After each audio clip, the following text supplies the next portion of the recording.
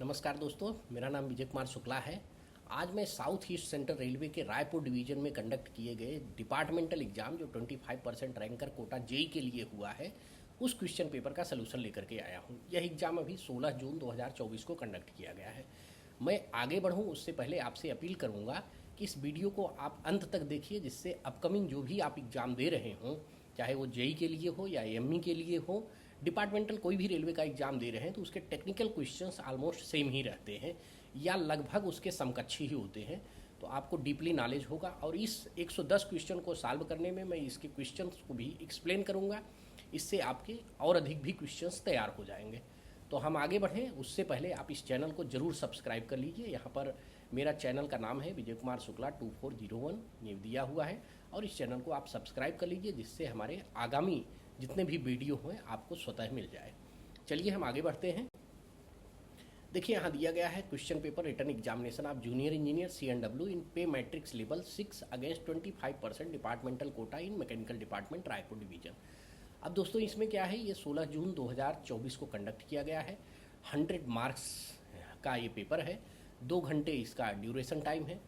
इसमें इंस्ट्रक्शंस क्या है, आप कोई भी एग्जाम दीजिए उसके पहले इंस्ट्रक्शंस को अवश्य पढ़ लेना चाहिए। तो इंस्ट्रक्शंस दिया गया है कि 100 क्वेश्चंस पूछे जाएंगे।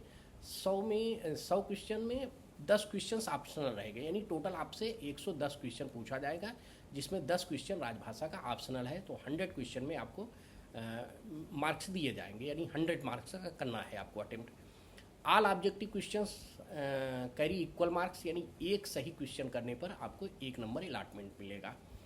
अगला प्रश्न है इंस्ट्रक्शंस की इन केस ऑफ डिस्क्रिपेंसी या मिसमैच, अगर हिंदी इंग्लिश वर्जन में कोई डिस्क्रिपेंसीज है, यानी क्वेश्चन में कोई बदलाव लग रहा है, तो English version will be stand good, यानी इंग्लिश वर्जन ही ऑथेंटिक माना जाएगा। ये सभी एग्जाम के लिए रहता है।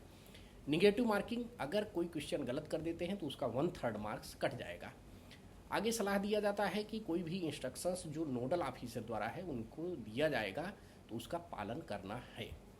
चलिए हम आगे बढ़ते हैं इसके पहले क्वेश्चन पर। पहला क्वेश्चन देखते हैं कि एक रेलवे महिला कर्मचारी मातृत्व अवकाश का हकदार है। Female railway employee shall be entitled for maternity leave. तो मैटरनिटी लीव मातृत्व अवकाश जो मिलता है लेडीज़ को अप टू 2 चाइल्ड, 2 बच्चों के लिए मिलता है, और ये 180 डेज यानी 6 मंथ का मिलता है। दूसरा प्रश्न है what is the maximum period of leave on average पे, यानी LAP की बात कर रहा है। तो LAP maximum can be granted, कितना ग्रांटेड किया जा सकता है, तो ये भी 180 दिन ग्रांट किया जा सकता है, सैंक्शन हो सकता है। दूसरा यहाँ ऑप्शन दिया है 300, तो ये इसको आप जरूर ध्यान रखना कि कभी कभी यही प्रश्न पूछता है कि मैक्सिमम LAP कितना एक्मुलेट कर सकते हैं इन द सर्विस लाइफ। तो सर्विस लाइफ में हम 300 दिन मैक्सिमम एक्मुलेट कर सकते हैं अपने सर्विस लाइफ में। तो ये आपका दूसरा आंसर तैयार हो गया। यात्रा भंग की अनुमति नहीं है, break journey is not permissible in case of. Break journey देखिए 500 किलोमीटर के बाद ही मिलता है, और 500 से 1000 किलोमीटर तक है तो आप एक ब्रेक जर्नी ले सकते हैं, और लॉन्गर जाना है तो आप मैक्सिमम 2 ब्रेक जर्नी ले सकते हैं। तो ये जो है सेटलमेंट पास जो होता है, इसमें ब्रेक जर्नी नहीं मिलता है, ये आपको स्टार्ट टू एंड मिलता है। Which number of standard form is use to issuance of major penalty chargesheet on disciplinary proceeding. तो DAR जो होता है उसमें मेजर पेनाल्टी जो है आपको SF 5 से मिलता है, यानी option number C is correct answer. Major penalty जो है ये इशू किया जाता है। तो यहाँ पर आप जान लीजिए कि SF 11 जो है ये माइनर पेनाल्टी के लिए, SF 7 इंक्वायरी ऑफिसर डिप्यूट करने के लिए इशू किए जाते हैं। तो ये भी आपके क्वेश्चंस तैयार हो गए। Which of the standard form is required to be used for issuing of the order deemed suspension? Deemed suspension यानी जब कोई भी आदमी 48 घंटे से अधिक कारावास में है तो उसको डीम्ड सस्पेंशन मान लिया जाता है। ऐसे केसेस में आपको SF 2 इशू किया जाता है, यानी ऑप्शन नंबर 2 है। तो SF 1 तो सस्पेंशन के लिए होता है, डीम्ड सस्पेंशन हो गया आपके SF 2 जो डीम्ड सस्पेंशन के लिए। SF 3 जो होता है ये आप अगर कुछ उसमें सब्सिस्टेंस अलाउंस मांगते हैं उसके लिए, और SF 4 जो सस्पेंशन किया गया है उसको रियोग करने के लिए। तो ये भी आपके ऑप्शंस तैयार हो गए। आगे बढ़ते हैं। When a railway employee placed under suspension but only a minor penalty is imposed, the treatment of the suspension period is an. अगर किसी को सस्पेंड किया जाता है और उसमें केवल लघु शास्ति दिया जाता है तो उस केस में जो उसका सस्पेंशन पीरियड होता है वो ड्यूटी पर माना जाता है।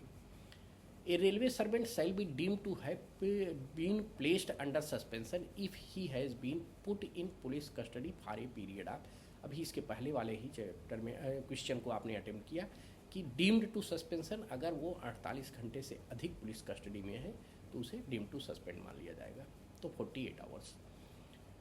The following are not a penalty under DAR rule. DAR rule के तहत सेंश्योर ये माइनर पेनाल्टी में आता है, stoppage of pass, stoppage of PTOs ये भी माइनर पेनाल्टी के अंतर्गत आते हैं। वार्निंग जो है ये पेनाल्टी में नहीं आता है, इसलिए इसका option number B is a correct answer. Ex party inquiry में be held when, ex party कब डिसीजन लिया जाता है, यहाँ पर ऑप्शंस दिया है। CO does not appear, CO मतलब charge officer does not appear, जिसको चार्जशीट दिया गया हो अपीयर ही न हो। Inquiry officer does not appear या defence counsel does not appear and of देवर। तो इसमें चार्जशीटेड ऑफिसर जो होता है ये जिसको पेनाल्टी मिला है, चार्ज किया गया है, वो अगर अपीयर नहीं होता है तो एक्स पार्टी डिसीजन लेना होगा, तो option number A is a correct answer. अगला प्रश्न देखते हैं। Group C staff having completed 20 years and more but less than 25 years of service are entitled to get post retirement pass. तो B very clear दोस्तों कि A और B group के जितने भी अफसर हैं अगर ये रिटायर होते हैं तो इनको 3 सेट पास मिलता है। ग्रुप C और D के जो रिटायरमेंट होते हैं 20 साल के बाद तो इनको 2 सेट पास मिलता है। तो ये तो आपके एडिशनल नॉलेज हो गया। बट यहाँ पूछ रहा है 20 साल सेवा से अधिक परंतु 25 साल से कम। तो अभी जो नया सर्कुलर है उसमें सभी के लिए एप्लीकेबल है कि जितने भी एम्प्लॉई हैं अगर 20 साल से ऊपर है तो कंप्लीट मान लिया जाता है। तो 20 साल के बाद यहाँ पर ग्रुप C के हैं तो 2 सेट पास इनको दिया जाएगा। यहाँ पर आप ये जानकारी भी हो गया कि A B ग्रुप के हैं यानी गस्टेड हैं तो उनको 3 सेट, और C का है तो उसे 2 सेट, और D का है तो उसे नहीं यहाँ करेक्ट कर लीजिए 1 सेट है। D के लिए 1 सेट, ग्रुप D कर्मचारी होगा तो उसके लिए 1 सेट है, ठीक, after completion of 20 year service. तो ये क्वेश्चन अगर बदल भी दें, गस्टेड के लिए भी पूछ ले तो आपको ये 20 साल बाद, और सबके लिए कॉमन है कि अभी 20 साल के ऊपर ही रहेगा। Review of suspension case is done.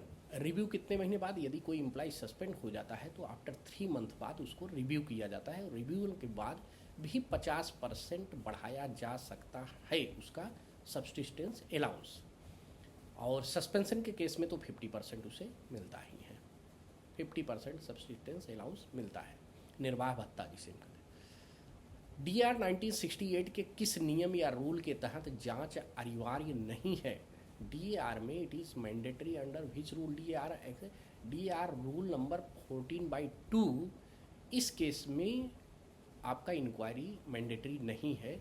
जो डिसिप्लिन अथॉरिटी है यदि वो सेटिस्फाइड है, राइटिंग में दिया जाता है, सपोज दैट कोई आतंकवादी नेचर का आदमी है, आतंकवादी है, तो उसके खिलाफ जांच करना संभव नहीं है, तो ऐसे केस में 14/2 का रूल अप्लाई करके उसे डायरेक्ट निकाल दिया जाता है। यानी वो आतंकवादी तो कोई नहीं हो सकता, मतलब उस नेचर का अगर कोई है, इस तरह का क्रिमिनल कोई केसेस कर जाता है तो उस केस में DAR 1968 के तहत किसी भी रेलवे एम्प्लॉय को 14/2 अप्लाई करके डायरेक्ट निकाल दिया जाता है, उस पर एक्शन होता है। सेवा से अनिवार्य रूप से सेवानिवृत्त, निष्कासन अथवा बर्खास्त का दंड निम्न में से कौन कर सकता है? देखिए, कंपलसरी रिटायरमेंट, रिमूवल और डिसमिसल फ्रॉम सर्विस। तो अब इसमें क्या होता है, रिमूवल, कंपलसरी रिटायरमेंट तो कर देते हैं, सब कुछ दे देते हैं। रिमूवल में क्या होता है, रिमूव फ्रॉम सर्विस कर दिया जाता है, उसका सारा सेटलमेंट दे दिया जाता है, बट वो कहीं भी दूसरे गवर्नमेंट में आपका फिर से उसका चयन किया जा सकता है, कोई भी गवर्नमेंट जॉब कर सकता है। डिसमिसल के केस में क्या होता है कि सब कुछ तो दिया जाता है बट वो फ्यूचर में कोई भी गवर्नमेंट जॉब नहीं कर सकता है, तो यही रिमूवल और डिसमिसल में डिफरेंस भी है।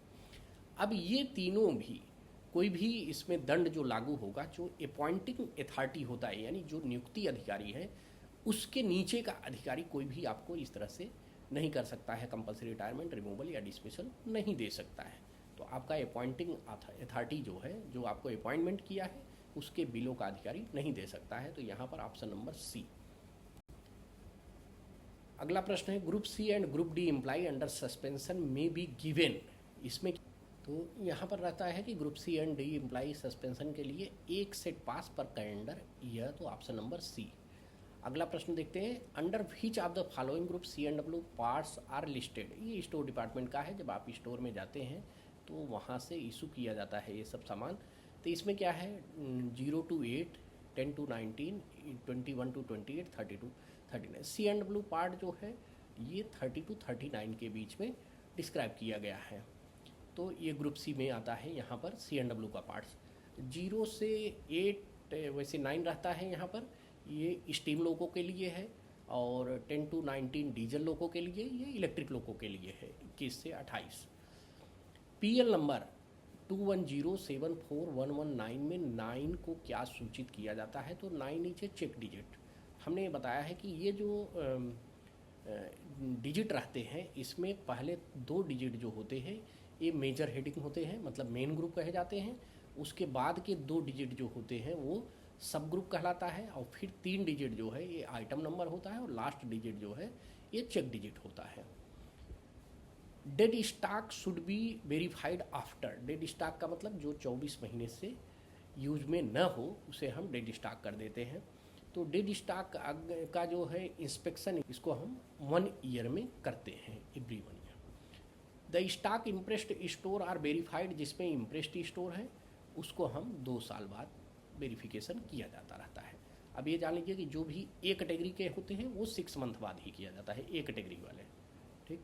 लेकिन यहाँ पर इम्प्रेस्ड स्टोर की बात किया है, ये 2 ईयर्स रहेगा। अगला प्रश्न reply to charge memorandum by CO. CO के द्वारा, तो इसमें रिप्लाई आप चार्ज मेमोरेंडम बाई सीओ मतलब चार्ज ऑफिसर जो होता है उसको रिप्लाई 10 दिन के अंदर आपको देना रहता है।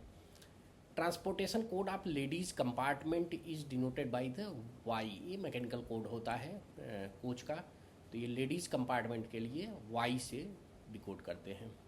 What is the transportation code of inspection carriage administrative. Railway में जो वरिष्ठ अधिकारी होते हैं टॉप लेवल के, उनके लिए एक अलग से सैलून, जिसे हम कहते हैं सैलून को हम आरए से डिनोट किया जाता है वो, तो वो प्रशासनिक वाहन कोड है परिवहन कोड। पेंट्री कार के लिए WCB यूज करते हैं जो है रेलवे में। Which part is not used in ICF trolley. ICF trolley में कौन सा पार्ट, कौन सा कंपोनेंट नहीं यूज करते, तो डैश पार्ट तो यूज करते हैं, प्राइमरी सस्पेंशन का पार्ट है, साइड बिहेरर भी है, शॉक एब्जॉर्बर भी है। ड्रैग लिंक जो है ये नहीं यूज होता है, यहाँ कह रहा है कि नहीं यूज किया जाता है, तो उसे देखना है आपको। अगला प्रश्न है ICF कोच का मानक packing piece. Standard packing piece जो ICF कोच में यूज करते हैं, जब व्हील का डायमीटर कम होता जाता है तब ये पैकिंग यूज करते हैं, तो 13, 26, 38 और 48 mm के यूज करते हैं। ये है packing piece. Yellow strip on end body of ICF indicates. Yellow strip जो कोच के अंत में लगाते हैं उसको एंटी टेलीस्कोपिक के लिए। एंटी टेलीस्कोपिक क्या होता है कोच का, कि ये रहता है कि जो पैसेंजर का जो एंट्री पोर्शन होता है, मेन डोर का पैसेज जो होता है, इसे पर्पजली वीक बनाया जाता है और डिस्ट्रक्शन ट्यूब लगा रहता है टॉयलेट पोर्शन में, जिससे ड्यूरिंग कोलैप्स, जब अगर ये कोलिजन हो तो कोलिजन के टाइम पर ये मैक्सिमम आपके टॉयलेट पोर्शन में यूज हो जाए, फिर यहाँ से ब्रेक हो जाए तो पैसेंजर पोर्शन कम्प्लीटली बच जाए, तो इसी को हम एंटी टेलीस्कोपिक फीचर कहते हैं।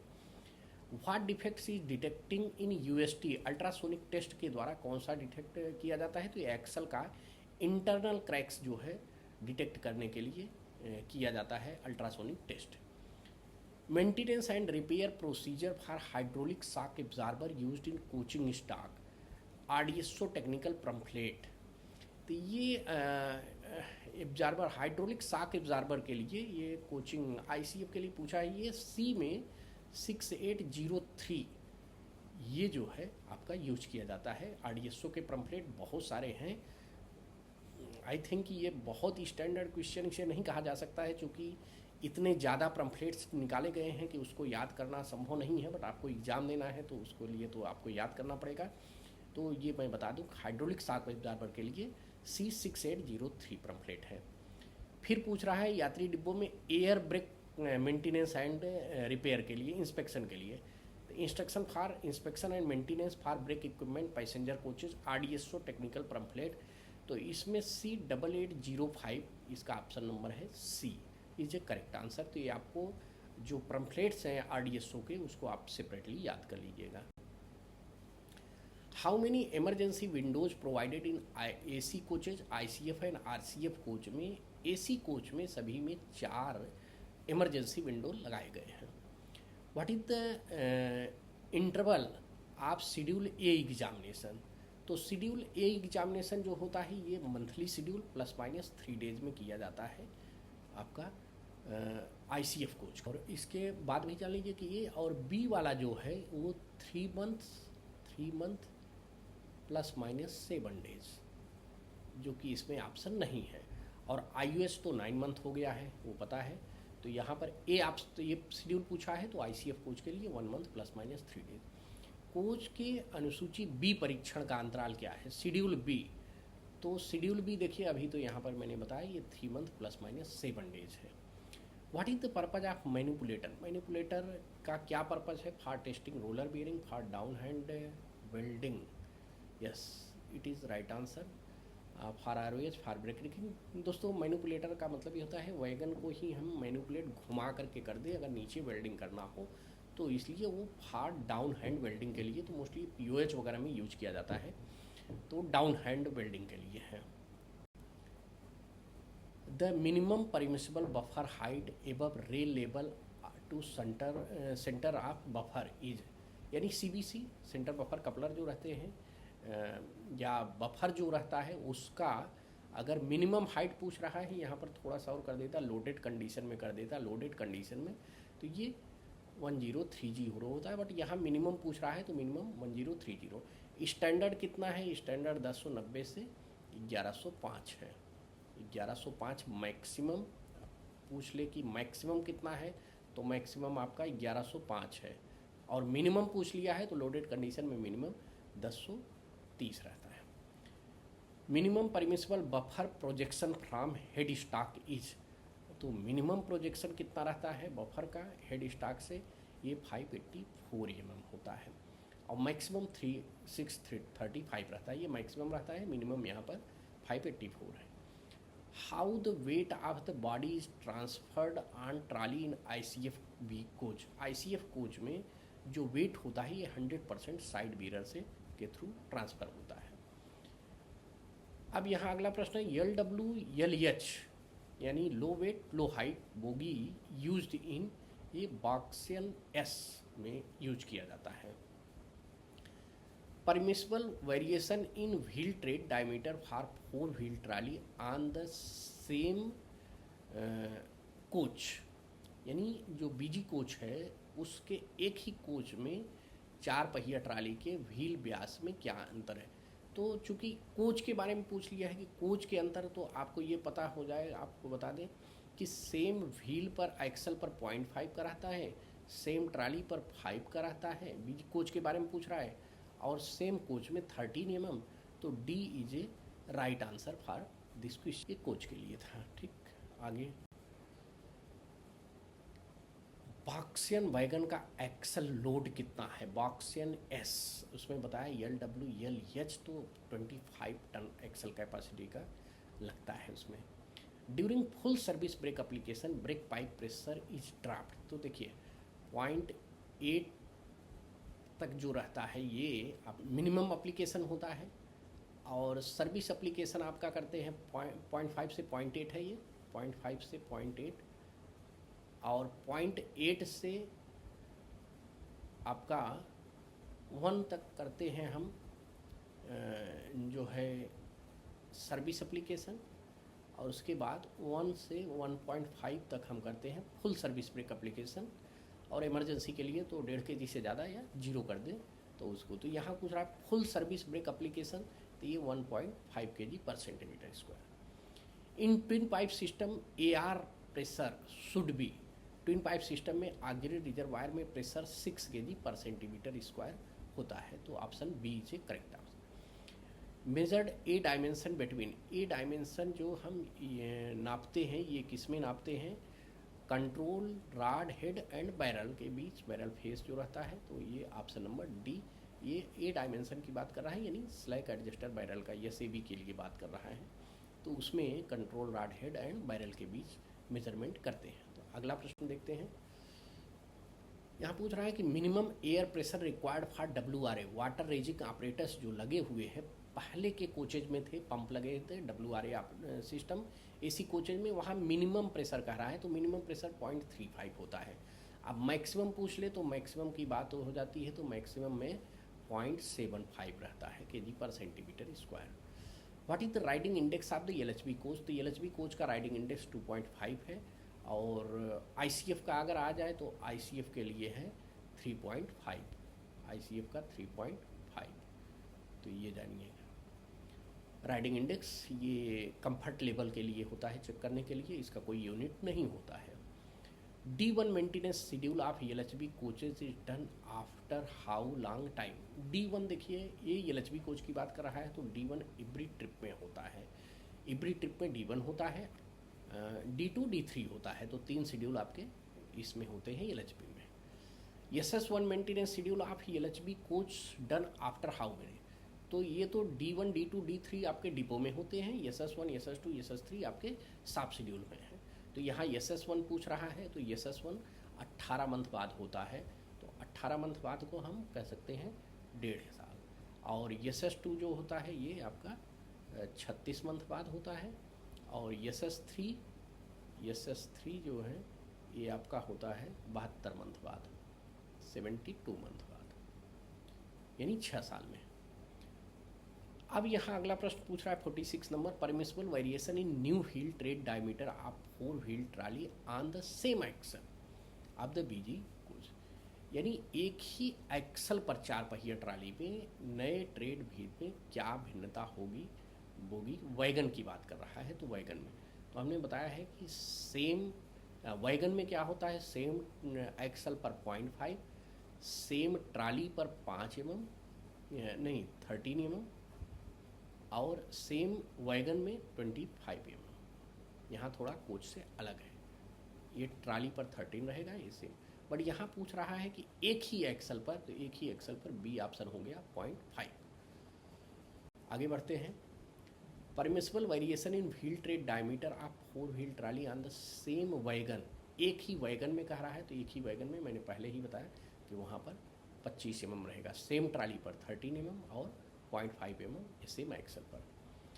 इन accident manual train parting is under, देखिए अब यहाँ पर बहुत घुमाकर प्रश्न कर लिया है कि जनरली पूछते हैं ट्रेन पार्टिंग किसके अंतर्गत आता है, तो J क्लास में, बट यहाँ इन्होंने J3 J4 G5 G10 दिया है, तो ये तो आता है ट्रेन पार्टिंग J5 में, तो ऑप्शन तो हो गया C। बट अब यहाँ पर जो J3 है, ये तो J3 train parting carrying passenger के लिए हो जाएगा, और J4 जो है नॉट कैरिंग पैसेंजर के लिए हो जाएगा ट्रेन पार्टिंग, और J10 जो होता है पुअर ब्रेक पावर के लिए होता है। तो आपका यहाँ पर राइट आंसर है C। Newly built BLC container wagon first POH periodicity is, तो इसके लिए ऑप्शन नंबर C, जब न्यूली आता है तो उसका POH जो है ये 6 ईयर्स में होता है। C class ODC shall be moved during, देखिए C क्लास वाले हमेशा डे लाइट में चलते हैं, 25 kmph विथ स्कार्टिंग चलते हैं ये, तो विथ स्कार्टिंग रहता है, और इसके लिए CRS का परमिशन लेता है। और बाकी A एंड B क्लास के जो रहते हैं, A एंड B वाले, वो डे एंड नाइट में चलते हैं दोनों। तो ये आपका 50 क्वेश्चंस तैयार हो गया। हम अब आगे 51 number, instructions for inspection and maintenance of BOXN wagon fitted with the CASNUB bogie and twin pipe air brake system, what RDSO technical pamphlet is used. तो अब यहाँ पर देखिए, यहाँ पर क्या है कि जो टेक्निकल पम्फलेट यूज करते हैं, ये मैंने पहले ही बताया कि आपको सब याद करने पड़ेंगे। ये ऑप्शन नंबर B G70 जो है ये बॉक्सियन वैगन के लिए है, इंस्पेक्शन एंड मेंटेनेंस का। आगे देखिए यहाँ G90 है, G90 ये आपके BTPN के लिए है, BTPN टैंक वैगन के मेंटेनेंस के लिए है। G97 जो है ये air brake system flat stock air brake system के लिए है, एयर ब्रेक सिस्टम लिख लीजिए, ये गुड्स ट्रेन के लिए। और WT77 ये क्या है, 20.3 टन एक्सल बियरिंग जो होता है उसका इंस्पेक्शन एंड मेंटेनेंस है। तो ये आप क्वेश्चन तैयार हो गया आपका। 52 नंबर है, as per new wagon numbering scheme first 2 digit will indicate. देखिए मैंने बताया है वैगन में 11 डिजिट का है, तो पहला 2 डिजिट जो होता है फर्स्ट और सेकंड, ये 2 डिजिट जो होता है ये टी से मतलब हो गया कि टाइप ऑफ वैगन के लिए होता है। दूसरा यानी तीसरा चौथा डिजिट जो रहता है, थर्ड एंड फोर्थ डिजिट जो रहता है, ये ओ से डिनोट करिए, ओनिंग रेलवे हो जाएगा, ये थर्ड एंड फोर्थ डिजिट रहेगा। फर्स्ट और सेकंड ये हो गया। और जो फिफ्थ सिक्स्थ से रहता है ये वाई से समझिए, ईयर ऑफ मैन्युफैक्चरिंग रहेगा, ये फिफ्थ एंड सिक्स्थ डिजिट, पाँचवा और छठवां डिजिट रहेगा।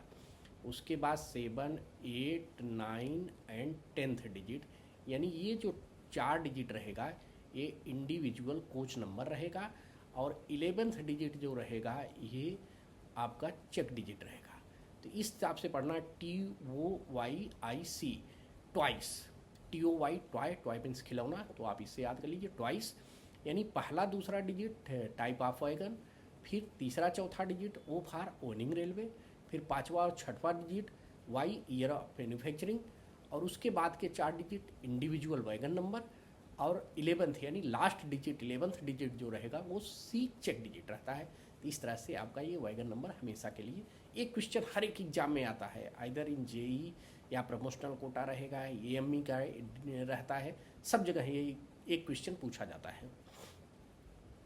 The maximum permissible free slag in the draft gear in service. Free slag क्या है, ये आपका 25 mm होता है। फ्री स्लैग जो फिट करते हैं तो ड्राफ्ट गियर के बीच में जो गैप आता है वो फ्री स्लैग रहता है।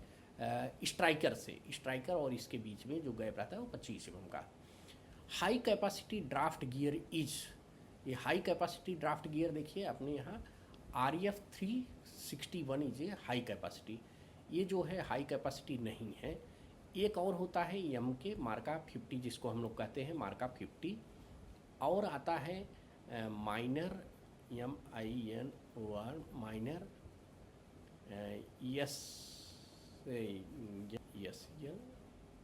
SL76।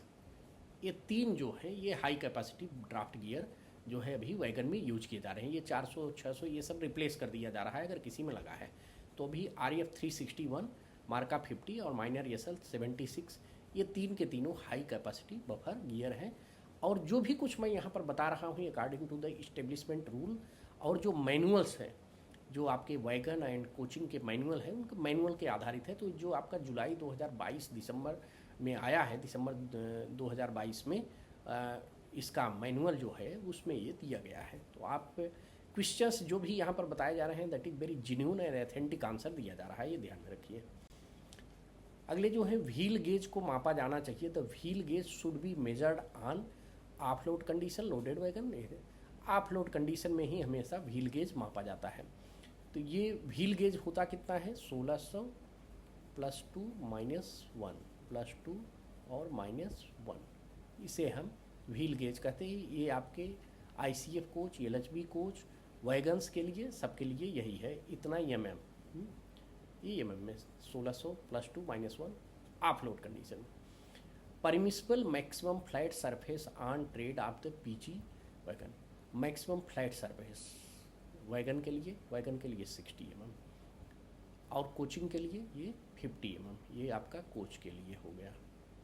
तो ये फ्लैट वैगन कितना रहता है, 60 mm ये आपका रहे, यानी जिसे हम फ्लैट टायर ट्रेड भी कहते हैं, फ्लैट टायर भी कहते हैं।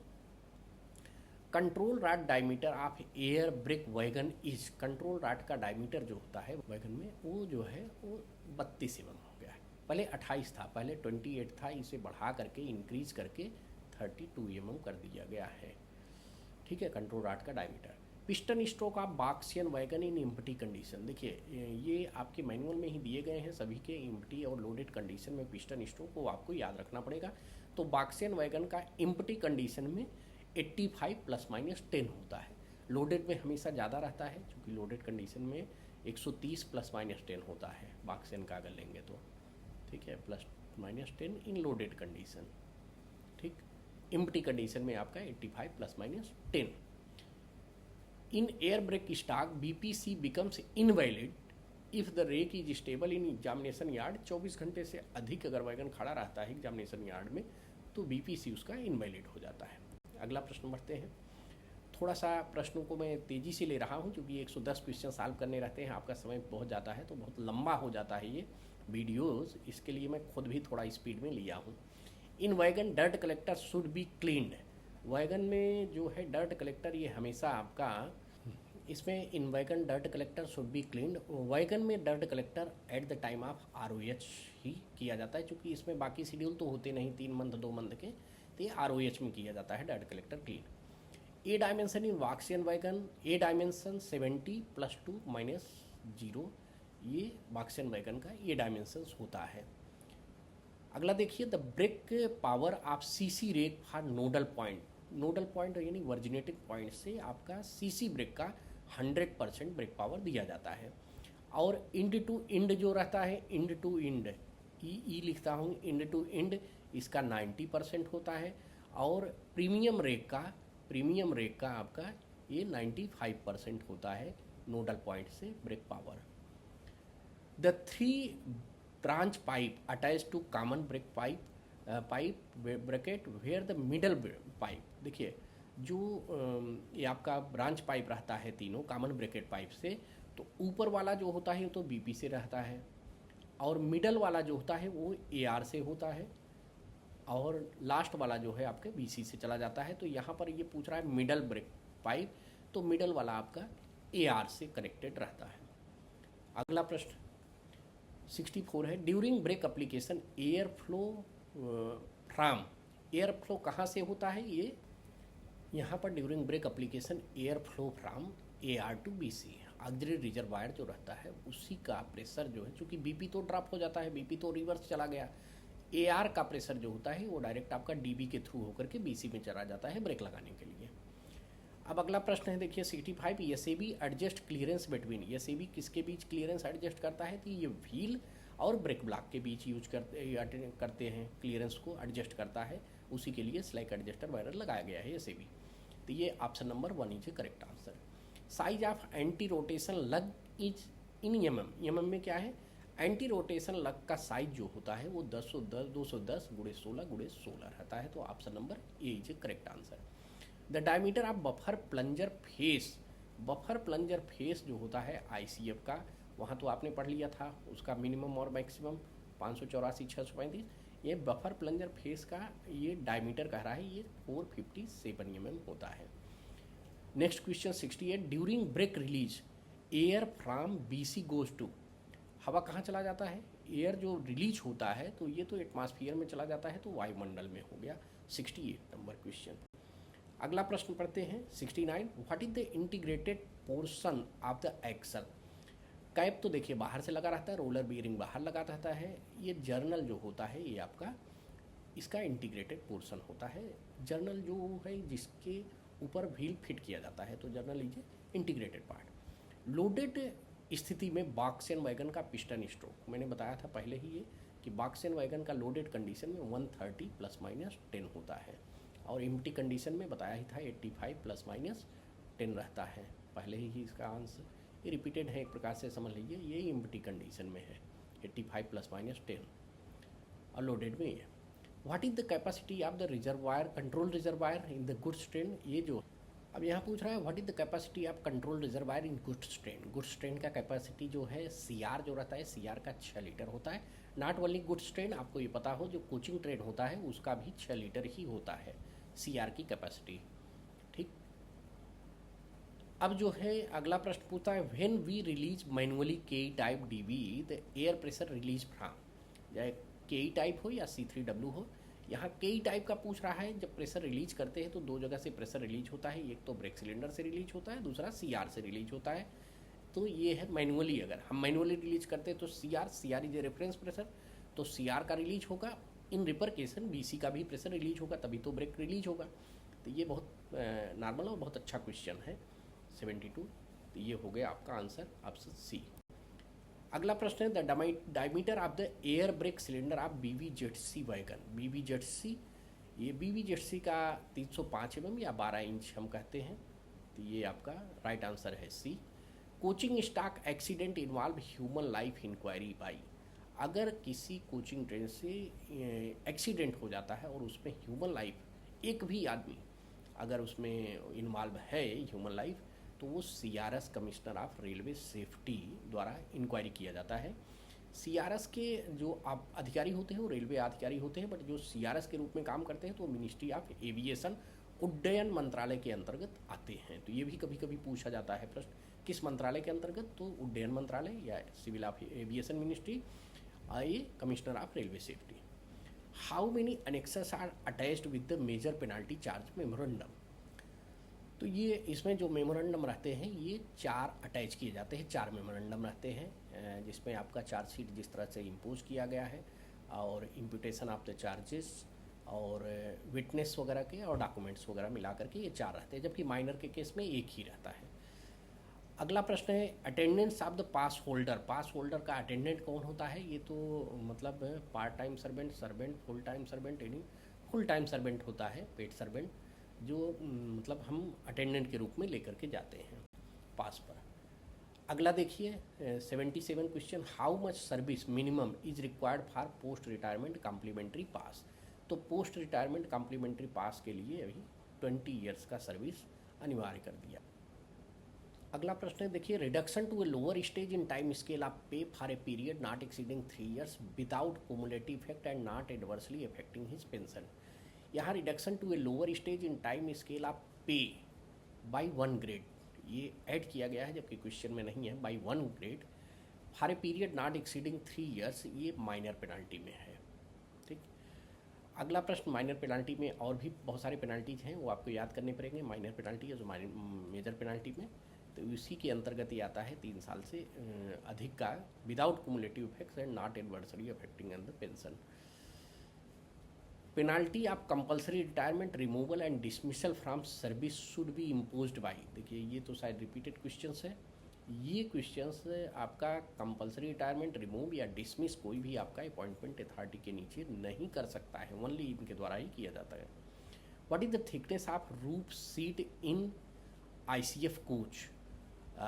ICF कोच के रूफ सीट की थिकनेस 1.6 mm होता है, 1.6 होता है। आगे प्रश्न देखिए, thickness of the flange is measured distance below the top of the BG wheel gauge. Thickness of flange की थिकनेस कितना होता है, ये 28.5 जो पहले के थे, अभी 29.4 है, 29.4। बट ये जो होता है जब हमारा व्हील से लेते हैं इससे, तो ये यहाँ टिप से 13 mm बिलो लेते हैं, 13 mm नीचे लेते हैं, तब ये डेप्थ जो लेता है ये फ्लेंज की थिकनेस होती है हमारी।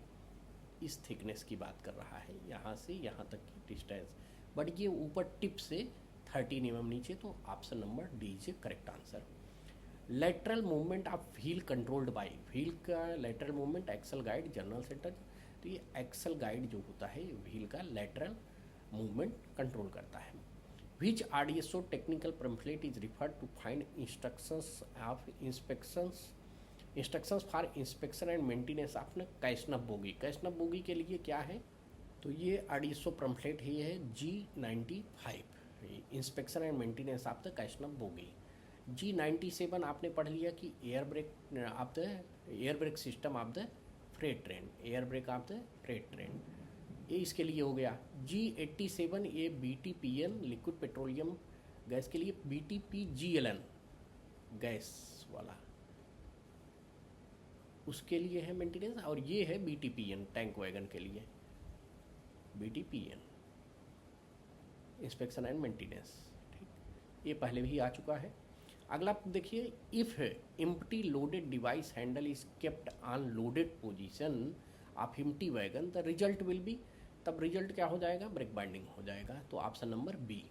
SAB is fitted on, SAB कहाँ है, ये फिट किया गया है, तो ये इसके लिए ऑप्शन आपका ये है main pull rod, SAB is fitted on main pull rod. अगला प्रश्न देखिए, A dimension of BOBRN तो ये होता है 27 + 2 - 0, और बाकी के लिए बॉक्सन वैगन के लिए बताया गया है 70 + 2 - 0। ठीक, बाकी सभी वैगन्स के लिए 70 + 2 - 0 है, केवल BOB RN के लिए 27 + 2 - 0। What is the colour of BPC of CC rake? CC rake का जो है ये येलो कलर का होता है, तो CC रेक का yellow colour. End to end का वाइट कलर होता है, आप याद रखिए इसे, एग्जाम में आते हैं। इंड टू इंड का है वाइट कलर, और प्रीमियम रेक का जो रहता है वो प्रीमियम रेक का उसका रहता है ग्रीन कलर। ठीक, तो ये आप याद रखिए। अगला 88 question, which of the following is called inventory? Inventory क्या है? Finished, raw material, scrap, all of the above. जो भी बेचने के लिए है हमारे पास इन्वेंट्री है, finished good, raw material, scrap सभी हैं। Frequency of SS3, SS1, SS2, SS3 बता दिया गया है, पहले भी क्वेश्चन में एक्सप्लेन किए थे, रिपीटेड क्वेश्चन हो गया ये। SS3 आपका 72 मंथ यानी 6 ईयर्स के लिए होता है, 6 ईयर्स बाद होता है। 25 से 30 उम्र के बॉक्सियन वैगन को कंडमनेशन स्वीकृति के लिए सक्षम अधिकारी कौन होंगे? तो ये 25 to 30 के लिए है, तो ये इसमें आपके PCME जो है ये आपके होंगे सक्षम अधिकारी आपके, ये आपका option D PCME, principal chief mechanical engineer. अगला प्रश्न है, देखिए, capacity of RF 361 draft gear जो कि हायर कैपेसिटी का है, हायर कैपेसिटी 5725 किलोग्राम मीटर का रहता है, जबकि ये वाला जो है 5385 ये मार्का 550 का है, मार्का 50 का। अगर RF 360 की जगह पूछ लेगा मार्का 50 वाला एम के, तो ये आपका राइट आंसर हो जाएगा 5385। Wheel base of CASNUB bogie is, CASNUB bogie का व्हील बेस 2000 mm होता है। Centre pivot of CASNUB bogie is made of, तो सेंटर पिवट जो है ये कैस्नप बोगी का कास्ट स्टील का बना होता है। फिर अगला प्रश्न है, देखिए 94, A dimension of BTPN is in mm। A dimension मैंने बताया कि सभी के ए डायमेंशंस जो होते हैं ये 70 + 2 - 0, 70 + 2 - 0, तो option number B is a correct answer है। यहाँ थोड़ा कंफ्यूज करने के लिए दिया है, 70 + 2 - 2 भी दिया है, तो ये जबकि रॉन्ग है, ये आपका right answer. Piston stroke of BTPN wagon in empty condition, empty condition तो BTPN का पहले भी बताया जा चुका है, 85 + 10 - 10। अगला प्रश्न देखिए,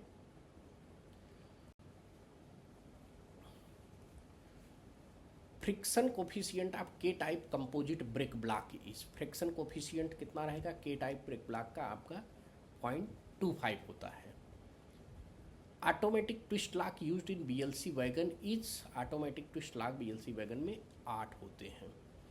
98 नंबर question, as per accident manual accident are classified in 16 categories from A to R, excluding कौन सा नहीं जस्टिफाई किया, यानी A B C D सब किया गया है, लेकिन दो कौन से नहीं किए गए हैं?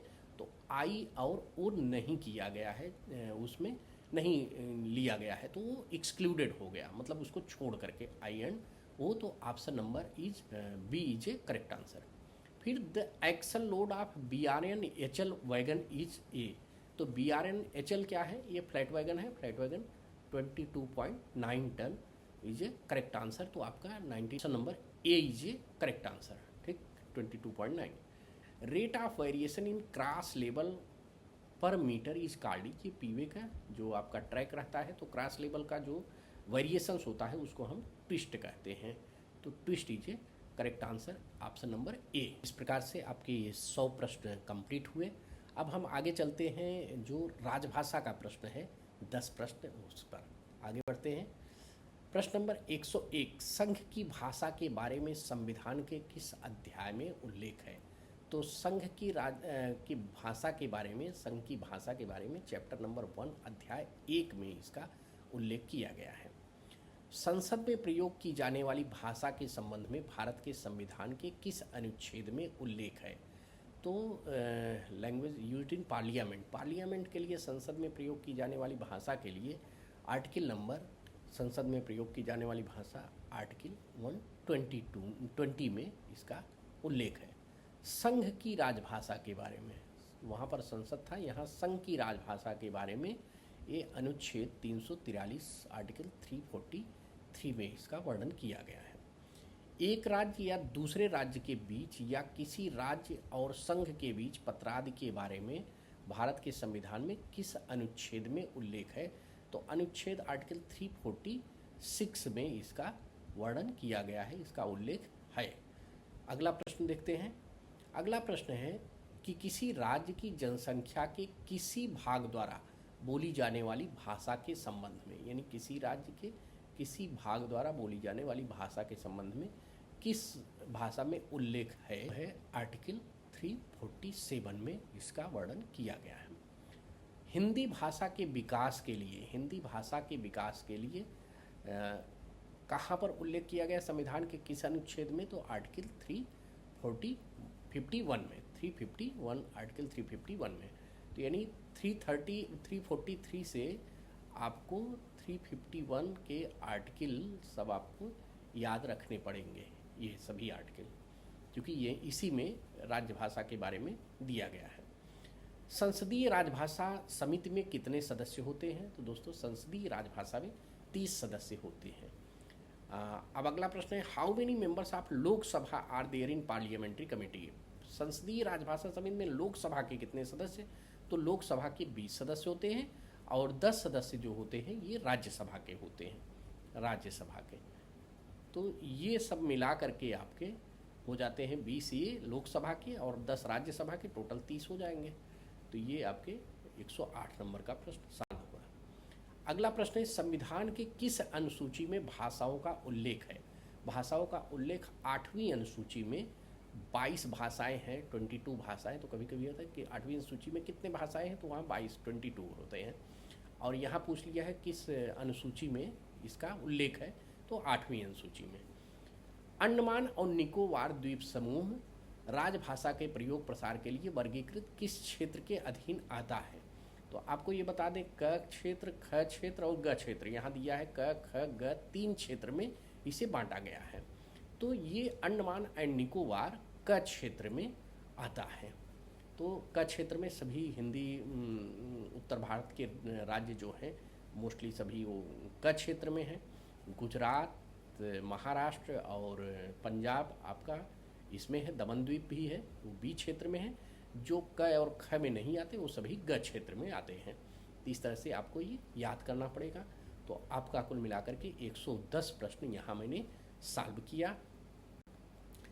आपने इस वीडियो को पूरा देखा, इसके लिए बहुत बहुत धन्यवाद।